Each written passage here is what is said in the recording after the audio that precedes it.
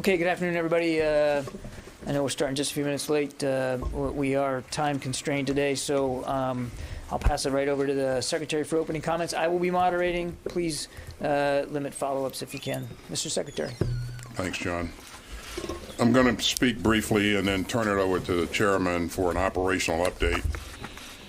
Let me start by saying that we remain laser focused right now on Hamid Karzai International Airport in Kabul and on doing everything that we can to continue evacuating Americans, allies, Afghans who have worked alongside us and also other courageous Afghans at special risk. And to that end, I'm prioritizing three key concerns. First, the safety and security of our people and the people that we're trying to evacuate. As the chairman will brief you, the final elements of additional military forces continue to flow into Kabul, with about 4,500 in place as we speak. They are trained and equipped to defend themselves in their operations.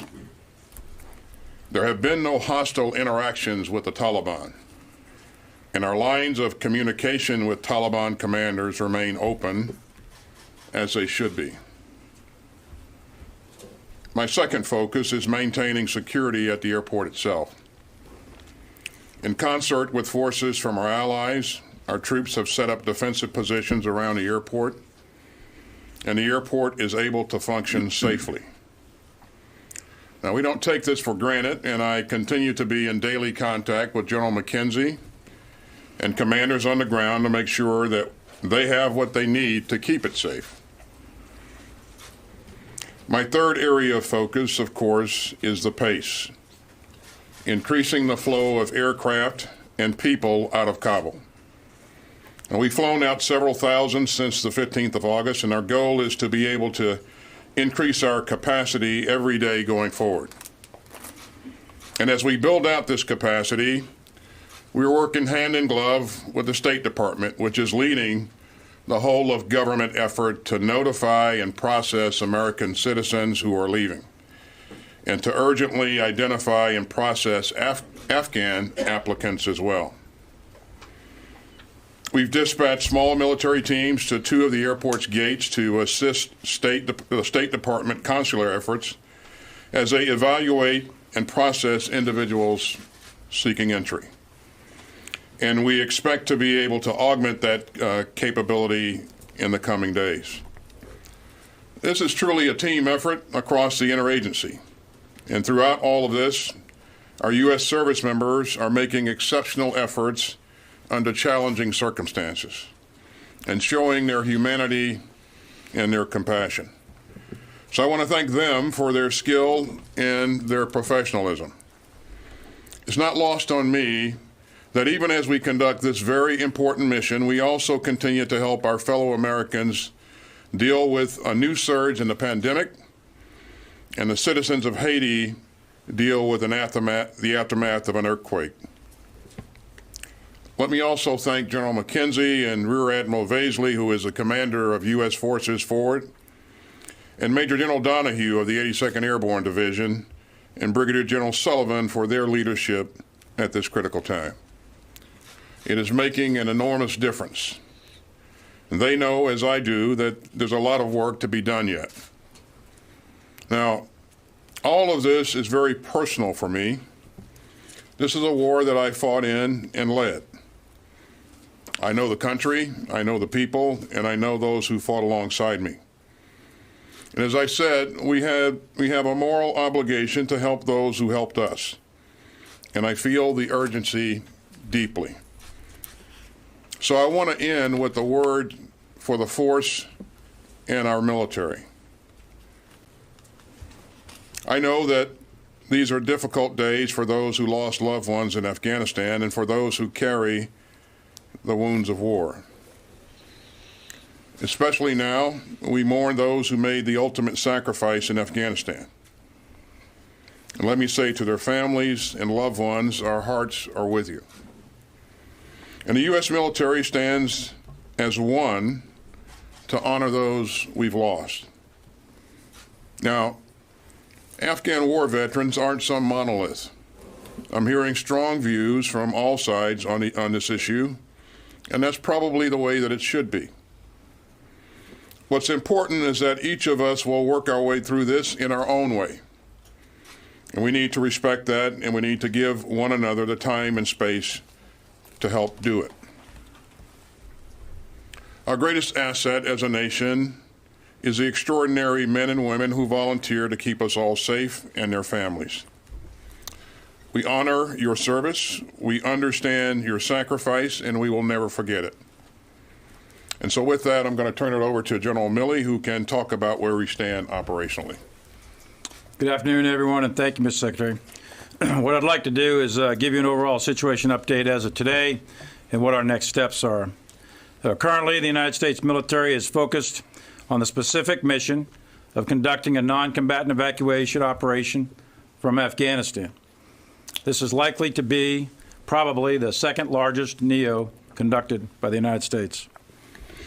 Our key tasks are to establish and maintain security at the Kabul International Airport, defend the airport from attack, evacuate all American citizens from Afghanistan who desire to leave this country, evacuate any third country national or allies and partners as designated by the Secretary of State, evacuate personnel with State Department designated special immigrant visas, and evacuate any other evacuees that the State Department designates. The President of the United States made a decision to withdraw U.S. forces from Afghanistan on April 14th. Since that date, we conducted a deliberate and responsible drawdown of U.S. forces to less than 1,000 with the specific task of securing the U.S. Embassy and our diplomatic presence in Afghanistan. Since then, the security situation rapidly degraded. Today, the situation is still very dangerous, very dynamic, and very fluid. And all of us can be proud of the soldiers, sailors, airmen, and Marines who are executing this mission. They are currently in harm's way. That needs to be our focus.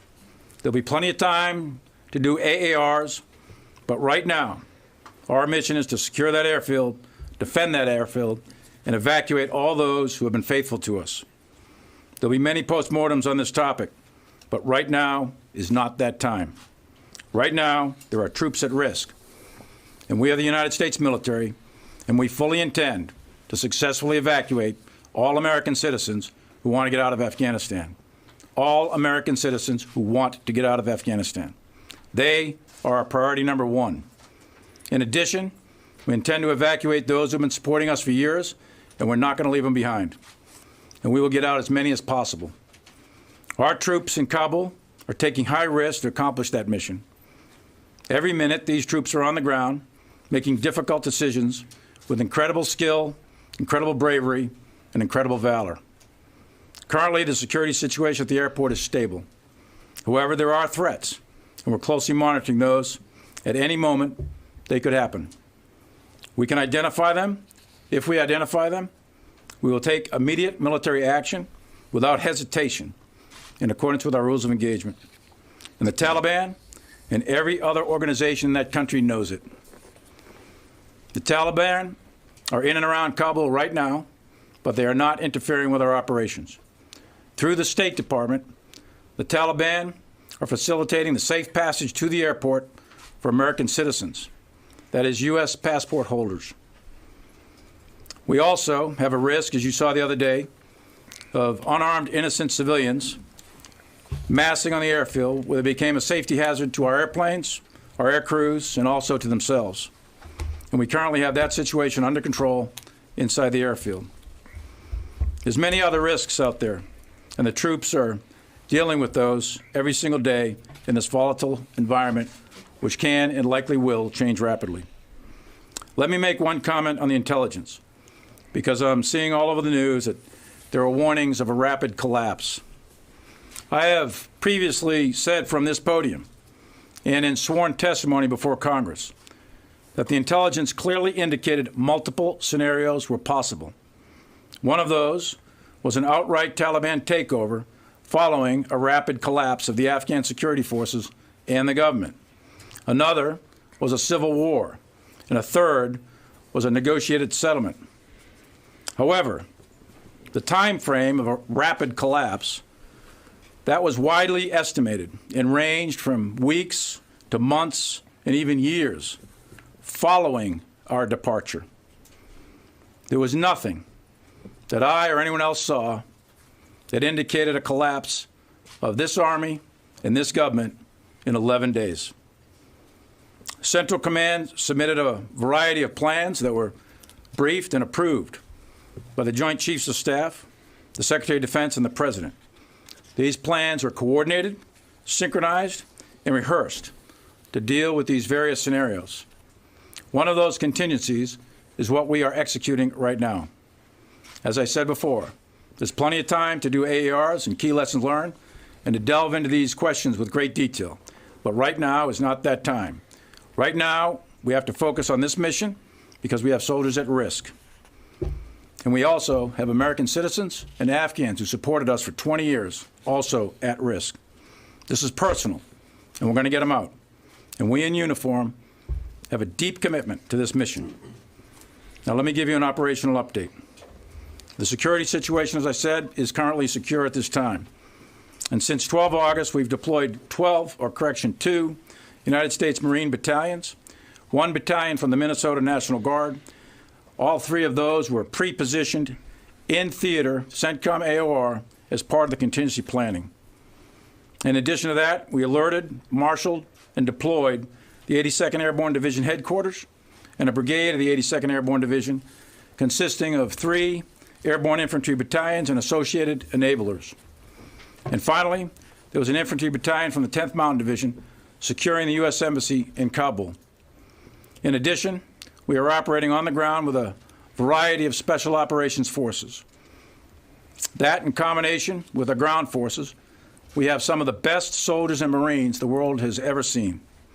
In total, there are 20 U.S. maneuver companies currently on the ground, with about 4,500 troops, and the flow continues.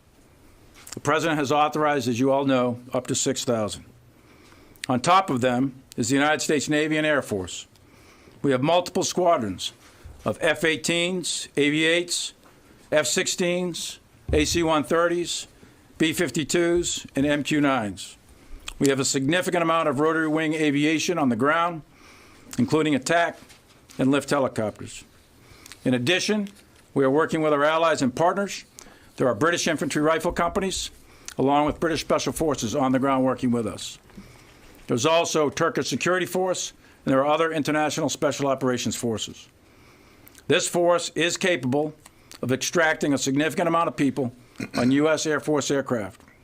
Right now, we're averaging about 20 sorties of C-17s every 24 hours.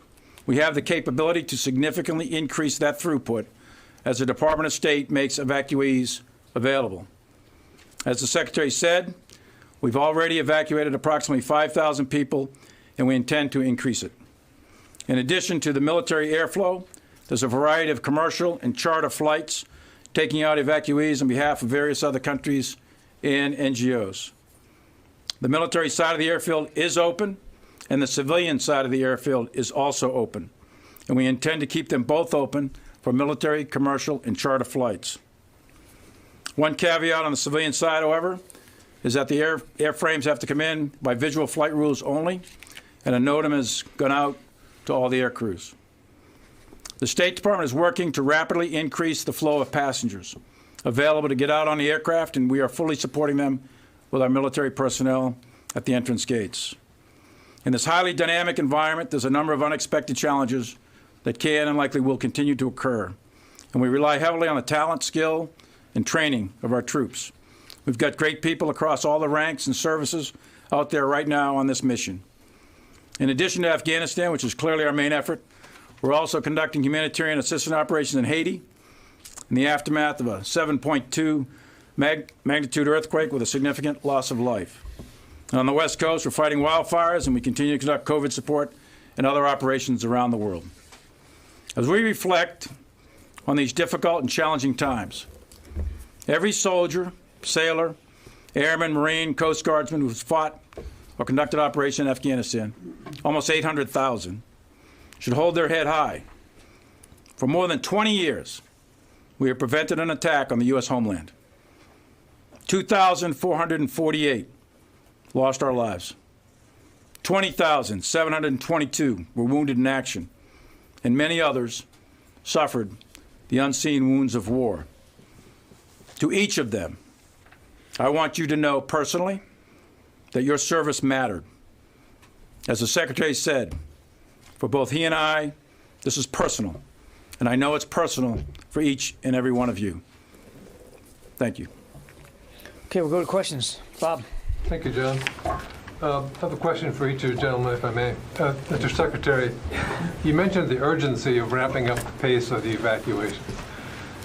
So you have a safe passage agreement with the Taliban, but in fact, in some cases, American citizens, Afghans who are at risk or who are being advised to go to the airport are unable to get into the airport because of Taliban checkpoints and so forth. So are you considering other ways that you can get around that problem by, for example, sending forces out beyond the airport to collect people and bring them, escort them into the airport? If I may ask General Milley, with the rapid collapse of the Afghan forces, there's large amounts of weaponry that are kind of out there now that were either surrendered or abandoned by the Afghan forces or otherwise captured by the Taliban. Are there ways you can, are you considering ways that you might destroy some of that equipment to avoid it falling into the Taliban's hands? Thanks, Bob. In terms of whether or not we intend to send forces outside of the airfield to collect up American citizens or Afghans who are special immigrant visa applicants, the forces that we have are focused on security of the airfield, and you know how important that is, and you know what happens if we lose the ability to provide that security. And so I don't want to detract from that, and we have to make sure that we can not only secure the airfield, but as the chairman said, defend it as well, because there are a number of threats still in the environment. I certainly don't want to do anything to make the airfield less safe, and we won't do that. But we will continue to coordinate and deconflict with the Taliban and make sure that those people that need to get to the airfield have the right credentials to ensure passage, and the Taliban has been checking those credentials, and if they have them, they have allowed them to pass. So. And on the equipment, Bob, we obviously have capabilities, but I'd prefer not to discuss any operations other than what we're doing right now in order to get our evacuation out and get that complete. And then there'll be another time when we can discuss future operations. Barb. I would like to press both of you on the same points. General Milley, you say in your statement that one of your tasks is to evacuate all American citizens from Afghanistan who desire to leave. There are Americans clearly all over Kabul. There may be Americans in other parts of the country. How can the U.S., the Pentagon, live up to that task of evacuating all Americans? Because we continue to see the violence just outside the airport, and how would you get them around the country unless you go get them? Well, two things, Barbara. One is State Department, as you know, as I've said, is working with the Taliban to facilitate safe passage of American citizens, U.S. passport holders, to the airport. And that's the primary means, and under the current conditions, that's the primary effort.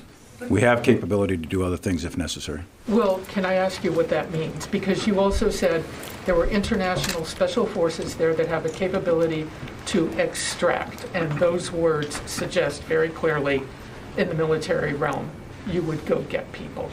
Well, that would be a policy decision, and if directed, we have capabilities that can execute whatever we're directed. Thank you. Louis. And I would draw a distinction, Barb, between extracting someone in an in extremis condition or circumstance versus going out and collecting up large numbers of American citizens. Do you have the capability to go out and collect Americans?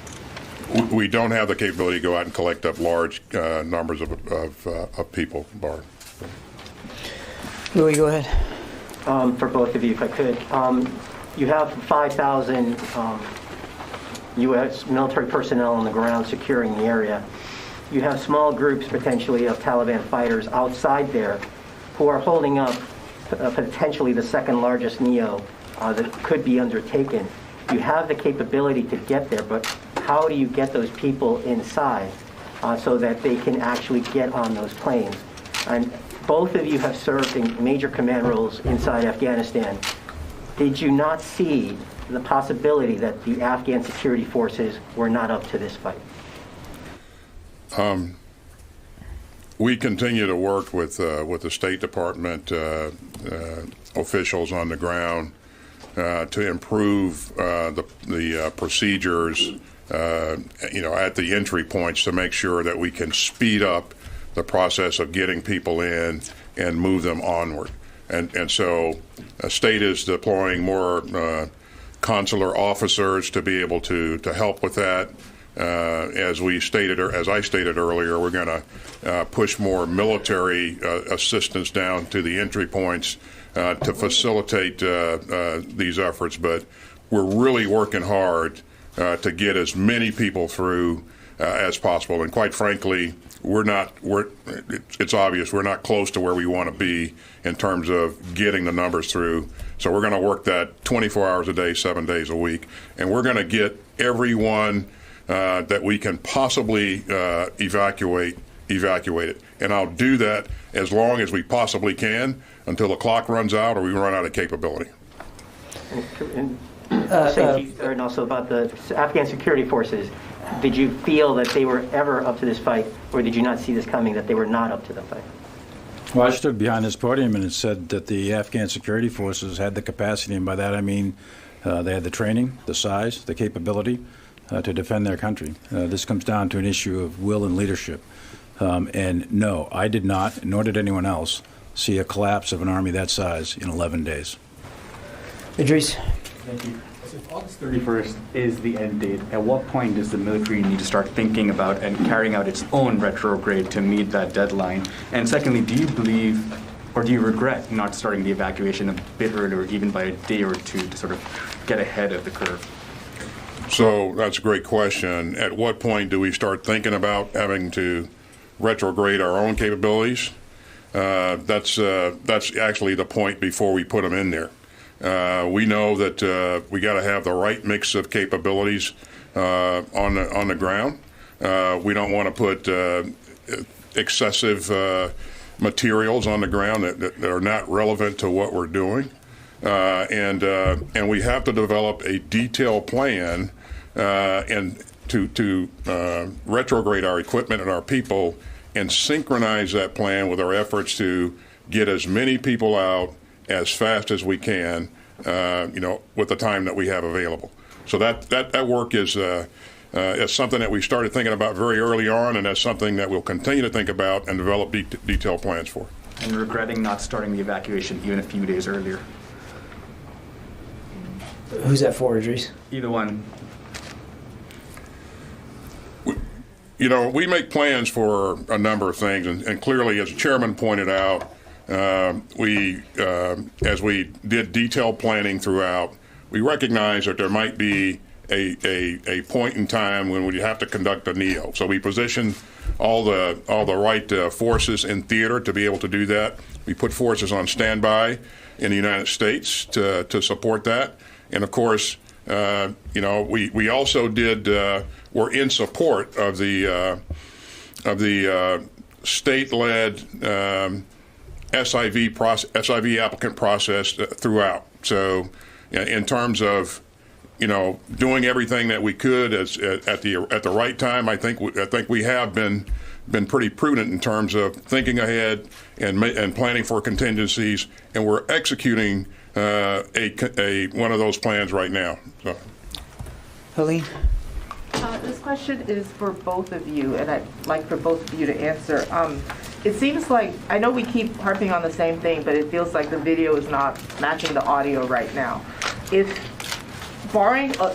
seems to me like barring a lobotomy by the Taliban, you have 3 pathways ahead of you. One, you can expand the perimeter and establish a corridor into Kabul to get our Afghan allies out. 2, you can extend the August 31st deadline of withdrawing. Or 3, you can just leave the tens of thousands of Afghans who've helped us over the past 20 years behind. Which one is it going to be?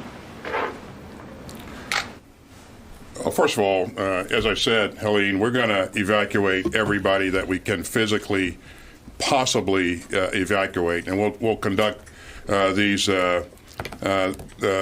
process for as long as we possibly can. We will continue to deconflict issues with the Taliban, and we will stay focused on securing the airfield. We cannot afford to either not defend that airfield or not have an airfield that's secure, where we have hundreds or thousands of civilians that can access the airfield at will and put our forces at risk. But that doesn't answer the question. I mean, you're still saying you're focused on the airfield. These people can't get into the airfield. Well, we're going to do everything we can to continue to try to deconflict and create passageways for them to get to the airfield. I don't have the capability to go out and extend operations currently into Kabul. And where do you take that? I mean, how far can you extend into Kabul? You know, and how long does it take to flow those forces in to be able to do that? So it sounds like you're saying this depends on diplomacy with the Taliban. That's it. That's our only option, is getting them to agree to do this. Well, let me add something here, Helene. We got a couple of entry control points set up, a north one, an east one, and a third one at Abbey Gate. They're currently manned with consular officers, Marines. This is all part of the perimeter. Messages have gone out by various means of communication from the State Department to American citizens and others, and they're being told to go to those gates. Right now, we're processing at about, I think the last report was about 120, 130 an hour, something like that, at the north, and about 340, 350 an hour, something like that, at the south gate. So right now, there's a steady flow of people. Now, as that goes on, I think those numbers will continue to grow, and as those messages go out. And I would tell you that for the American citizens, passport holders, the Taliban and the State Department are working out I got it, but they're working out a facilitation measure. So those numbers are likely to grow. For the others, the State Department is still working through exactly getting the procedures for the evacuees to get to the airfield. We'll get it, Jen. Defense Secretary Austin, how many U.S. taxpayer-funded military aircraft have been flown out of the country, and what are you doing to get those back? We've heard of Afghan pilots taking those planes to third countries. And General Milley, you talk about the intelligence reports, and you said there wasn't anything suggesting 11 days that Kabul would fall. But you do mention there were